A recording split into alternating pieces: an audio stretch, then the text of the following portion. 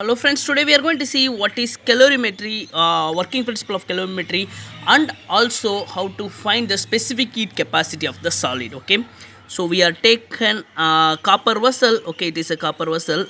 Okay, inside water is there.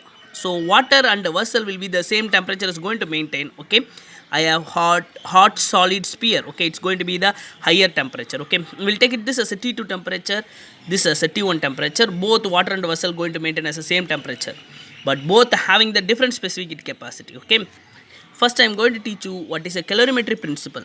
Okay, calorimetry principle: heat lost is equal to heat gain.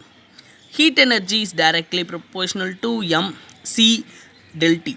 So m is a mass, c is a specific heat capacity, del T is a change in temperature. Okay, so okay, specific heat capacity calorimetry principle will be heat lost is equal to heat gain. Okay, that means which one is going to be lost the heat energy, that is a hot solid ball is going to lose the heat energy, which one is going to gain the heat energy, water plus vessel. Okay, that means total heat loss will be solid, heat gaining will be water plus vessel. Okay, water plus vessel. So solid, so we are going to find specific heat capacity of the solid. Okay, so cs we will take it, the specific heat capacity of the solid we are going to find, that is a question mark. Okay, for solid mc del T, for water mc del T, for vessel mc del T. Okay, I am taken here three variable. One is a hot sphere, solid sphere, another one is a water, another one is a it is a vessel.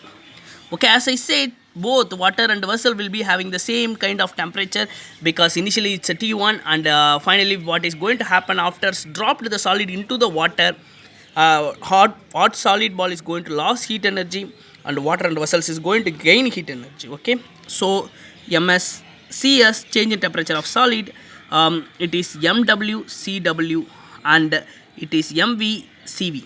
Okay, these two temperature is going to maintain as the same. Okay, we have T1 temperature, T2 temperature. After mixing, a whole system is going to come as a T final. Okay, so temperature final. So T1 and T2. Okay, so T2 will be greater than T1. T2 will be greater than T1. Okay, so we have T2 and TF and T1. Okay, T1 temperature is going to increase at the level of TF. T2 temperature is going to decrease with the level of TF. Okay, so T2 is decreasing, T1 is increasing. Both is going to get as some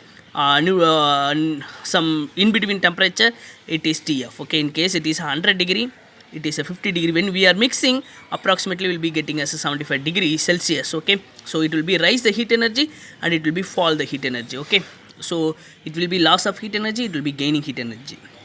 This going to happen water plus vessel, it's going to happen with the solid sphere, aluminum or iron, or which one you want to measure, you can use it that as a sphere. Okay, so now ms cs temperature, solid is T2, finally is TF. T2 minus TF will get, after mixing will get T2 minus TF. Okay, so is equal to, it's a change in temperature for solid, and mass of water, specific heat capacity of water, change in temperature of water, it is TF minus T1. The reason why we are writing like this, because TF is greater than T1, because TF is greater than T1. Reason is it's going to increase the temperature. Okay, so mass of vessel, specific heat capacity of vessel, then TF minus T1. Water and vessel maintaining the same temperature. We are going to find its a specific heat capacity of solid. Okay, so mass of solid, specific heat capacity of solid, for T2 minus TF, T2 will be greater than TF, is equal to mass of water, specific heat capacity of water, TF minus T1, and plus mv cv TF minus T1.